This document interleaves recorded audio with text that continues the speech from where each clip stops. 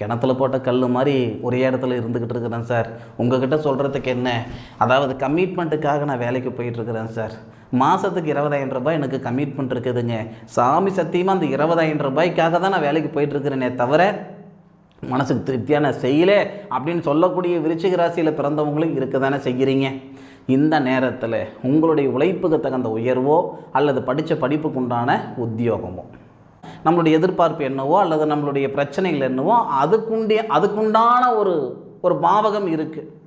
அண்ணன் தம்பிகளுக்குள்ள கருத்து வேறுபாடுன்னு வச்சுக்கோங்களேன். உங்கள் ஜாதகத்தில் 3வது கட்டத்தை பாருங்கள், 6வது கட்டத்தை பாருங்கள், கல்யாணம் நடக்கலைன்னா 7வது கட்டத்தை பாருங்கள், 12வது கட்டத்தை பாருங்கள், 2வது கட்டத்தை பாருங்கள்.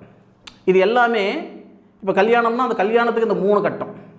குழந்தை பாக்கியம்னா 5வது பாவகம், இல்லை 5 குடையவன், இல்லை குரு. இந்த மாதிரி நம்மளுடைய ஜோதிடத்தில் எல்லாத்துக்குமே